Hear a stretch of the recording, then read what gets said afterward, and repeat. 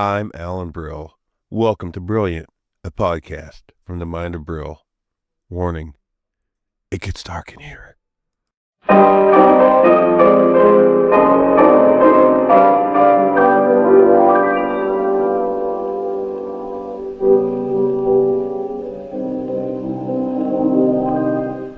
This week's tidbit contains a depiction of self-harm. If this is triggering for you, I understand. We here at the Brill Cobber Studios love you, and we'll talk to you next week. If you're experiencing a mental health crisis, please call 988, and they have someone standing by that can help. Be well, everyone. I'm Alan Brill, and this is a brilliant tidbit, a nugget from the mind of Brill. But warning, it gets dark in here. In the small town of Malvern, Iowa, stands a building now known as Malvern Manor. On the second floor, at the end of the hall, is a room known as Inez's room, the room where she is still known to occupy 125 years after her tragic death. Tonight, I share her story. Inez May Gibson was born on August 6, 1888.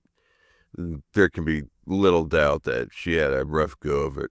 Her parents divorced, and in the 1900s, the divorce rate was 0.7%, and there was a huge social stigma attached to it. So for a couple to get divorced, things were just beyond bad. Neither her father or mother would accept responsibility for her, so a local grocer adopted her and gave her a stable and happy life.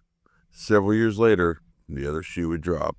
Her birth mother decided she wanted little Inez back and informed Mr. Gibson, her adopted father, that she intended to do just that. Little Inez declared she'd rather die than go back to her mother. On December 21st, 1900, her younger brother Otto found her hanging by her neck in the closet of her room on the second floor. Here's an account of the event by author John D. Paddock in his book, A Brief History of Malvern, written in 1917.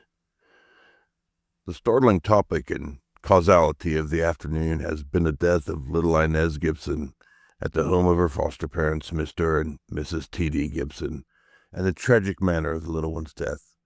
The brother Otto and Inez had been playing upon the porch and lawn below when Inez, tiring of the play, wanted Otto to go with her upstairs to the playroom, and she ran up the stairs, but the brother remained below just a little while when he, too, climbed the stairs and was dazed and horrified to find his little sister hanging in the open closet from the room with the jumping rope about her neck. He worked frantically to take her down, but unable to do so, rushed to his uncle and aunt's at the store. Mr. Gibson quickly reached the scene and placed the little form on her bed, and when Dr. Scott and Love arrived, every possible action was taken to bring her to the life, but it was to no avail. It had gone.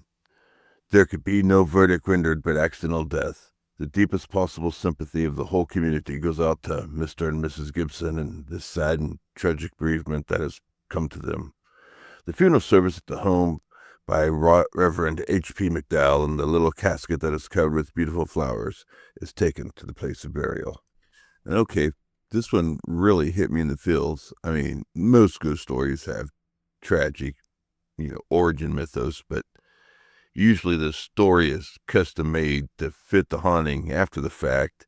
Here we have a historical document that these indeed are the events that took place, and it became less about the ghost and more about Inez and her short and tragic life.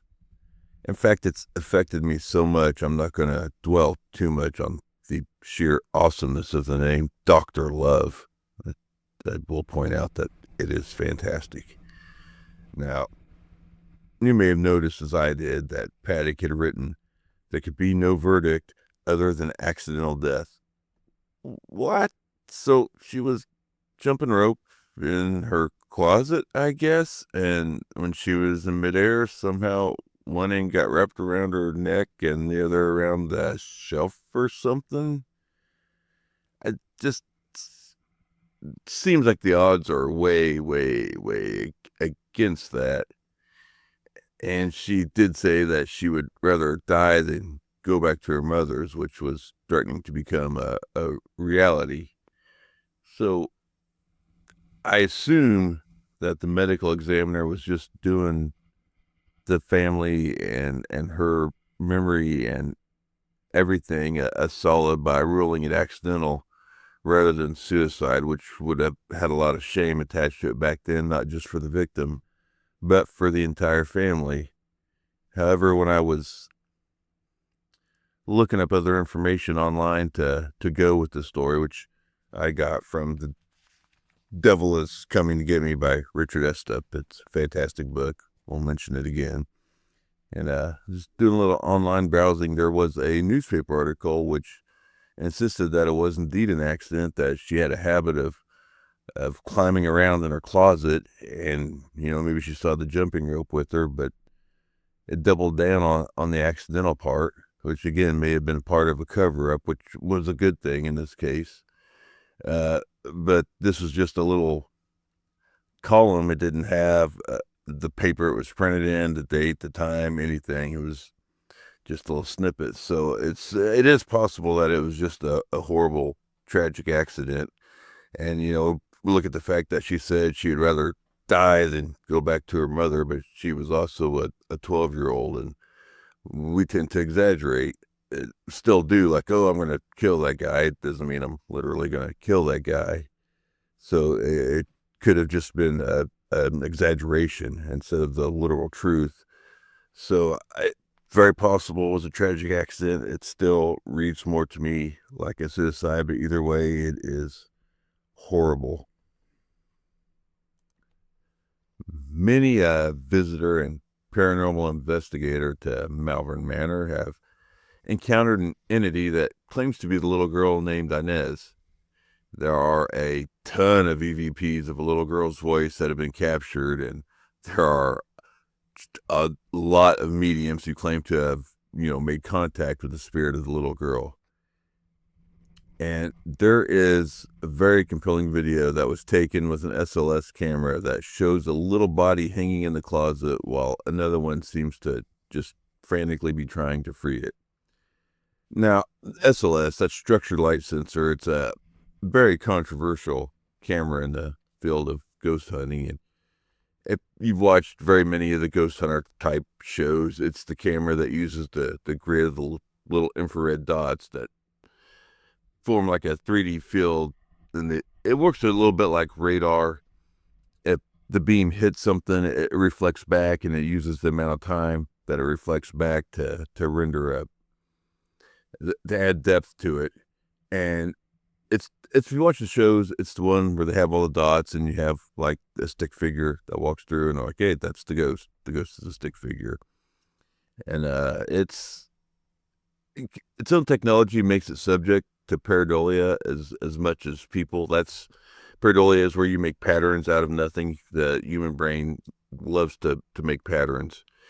But this is really compelling because the stick figures are moving, and the video, it's pretty good. It suggests more of a residual haunting than an intelligent haunting. But the point I guess I'm making is that it exists, and it sounds pretty historically accurate. So we have a tragic and emotionally charged death. We have just continued reports of activity of a spirit that is, the right age, the right gender, and apparently has the same name. We have compelling SLS footage of said entity, and this is slam dunk, right? Clearly the ghost of Inez haunts Malvern Manor. Case closed. Well, I did omit one small detail. Josh Hurd, he's one of the owners, and he's the longtime caretaker of Malvern Manor. We'll get into him when we actually do a episode on Malvern Manor, which we will. Well, he had repeated the above stories for years, just as he had heard it. But a few years ago, he made a little discovery. Now, while the story of Inez was true, and her death didn't occur in Malvern Manor, she actually lived a few blocks away. Malvern Manor was a hotel in those days, so I doubt she ever stepped foot in the joint. She lived in the town. She wouldn't need to stay in a hotel there, and I don't think they traveled a whole lot anyway, but there was really nothing to connect her to it. She had no ties to Malvern Manor. So what's the deal with the haunting on the second floor room? Well, I mean, the first thing that we always have to consider is the power of suggestion plus expectation. If you're expecting a certain type of encounter, you're more prone to filter the things that you experience through that expectation. Even if it's not necessarily what's happening, you're going to be biased, lean in that direction. There's really just been too many on the nose sightings for this to be true. It's a real thing, but I think in this case, all the different investigators, all the different visitors that have experienced Inez, it's and it's way too specific. A lot of the cases are. So I'm going to move on, but that's always something you got to keep in mind. Now, people, they actually may be creating these experiences of Inez based on the story they were told.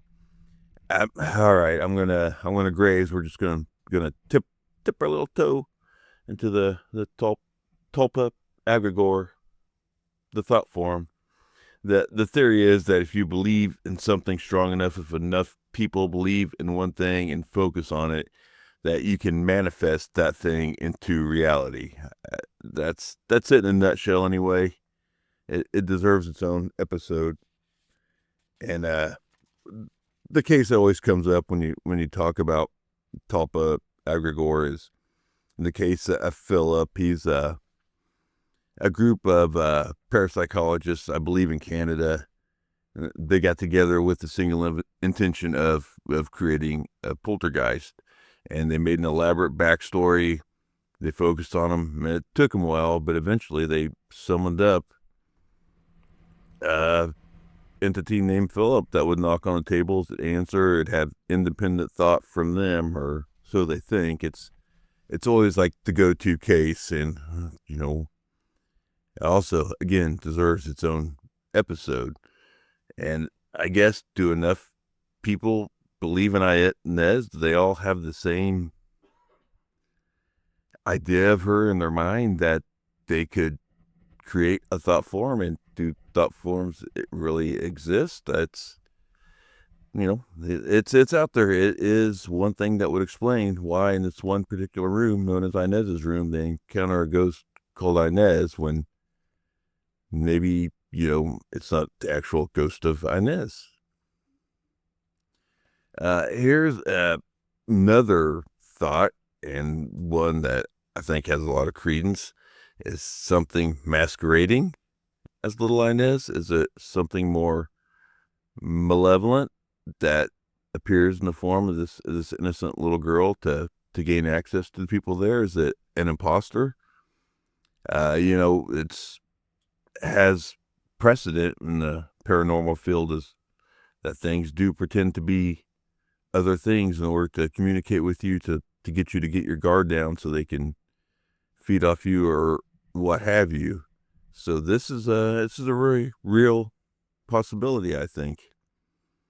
And then we have Malvern Manor itself. Does the manor attract spirits? Because there are a lot more spirits than Inez that are reported to be in there. And there's a big baddie in there too, according to most investigators. So, and we'll get to Malvern Manor. We will.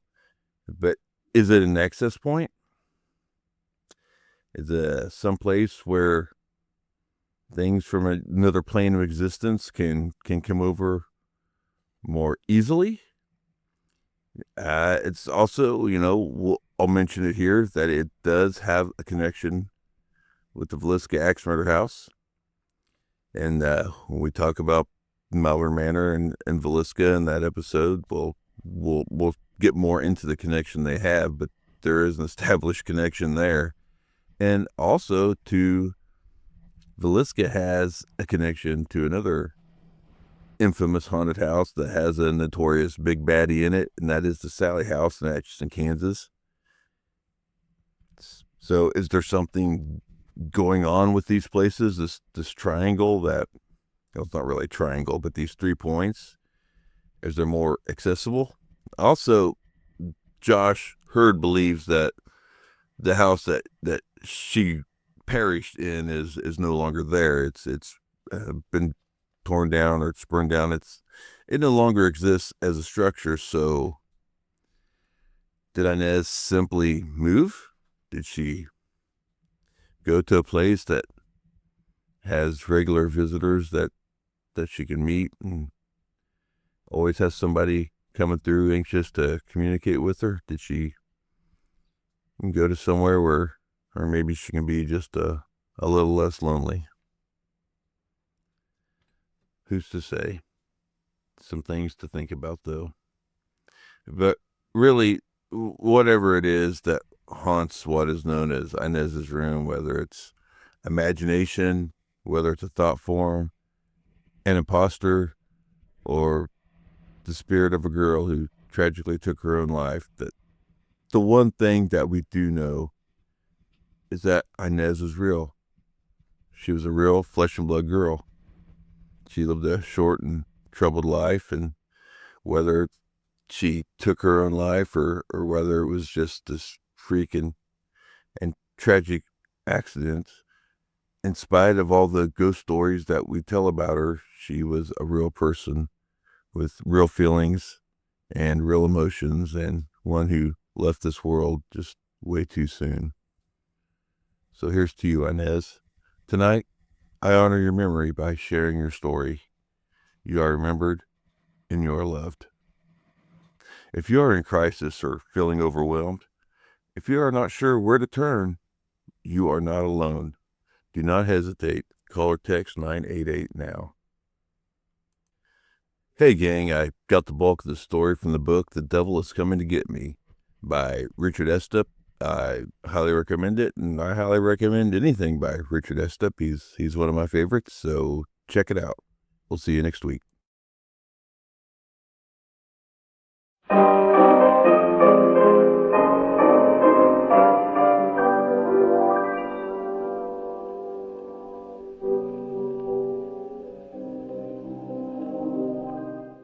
Keep it weird.